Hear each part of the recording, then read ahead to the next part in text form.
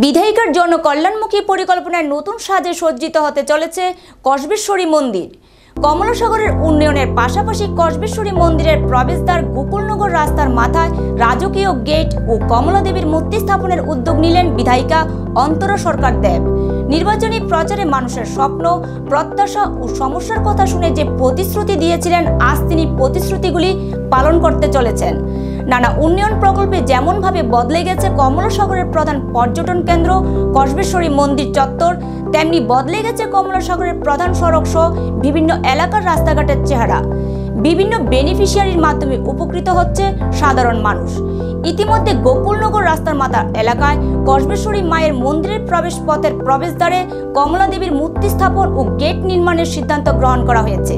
এক কথায় কমলাসাগরের জনকল্যাণমুখী উন্নয়ন ও সুশাসন প্রতিষ্ঠার লক্ষ্যেই তিনি নিরলস পরিশ্রম করে চলেছেন। কসবেশ্বরী মন্দিরে উন্নয়ন সহ বিভিন্ন কর্ম পরিকল্পনা গ্রহণ করায় এলাকাবাসী বিধায়িকা অন্তরা সরকার দেবকে ধন্যবাদ জানিয়েছেন।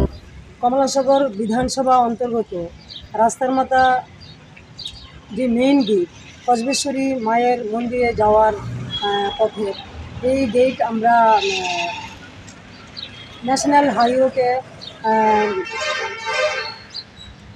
আবেদন করা হয়েছে যেন আমরা সুন্দরভাবে আমাদের ঐতিহ্য কসবেশ্বরী মায়ের মন্দিরের যে প্রবেশ পথ, এই রাস্তাটি যেন সুন্দরভাবে আমরা গেট বানাতে পারি এবং ডিভাইডার হয় এবং মিডলে মাঝখানে আমাদের কমলাবতী দেবীর, মহারানী কমলাবতী দেবীর যেন মূর্তি আমরা স্থাপন করতে পারি এবং দুই ধারে সুন্দর গাছপালা থাকবে, সবুজ বনায়ন তৈরি হবে, লাইট থাকবে।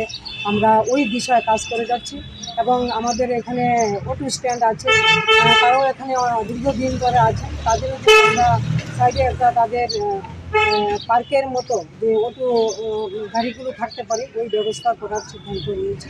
এবং আগামী দিন আমাদের রাজ্যের জনপ্রিয় মুখ্যমন্ত্রীজির যে চিন্তাধারা কসবেশ্বরী মায়ের মন্দির পর্যন্ত যে রাস্তা ডাবল লেন হবে আগামী দিন, এখন বর্তমানে কাজ চলছে, ন্যাশনাল হাইওয়ে কাজ করছে এবং পর্যটন ক্ষেত্র হিসাবে আমাদের ত্রিপুরা রাজ্যের মধ্যে কসবেশ্বরী মায়ের যে মন্দির, যে প্রাঙ্গণ বা এলাকা সুন্দরভাবে কাজ করে যাচ্ছে ন্যাশনাল হাইওয়ে এবং আগামী দিন এই রাস্তা ডাবল রুটে পরিণত হবে এবং আমরা ঐতিহ্যবাহী কসবেশ্বরী মায়ের মন্দির প্রাঙ্গণ রাস্তাটা যেন অনেক সুন্দর করতে পারি, এটাই আশা রাখি।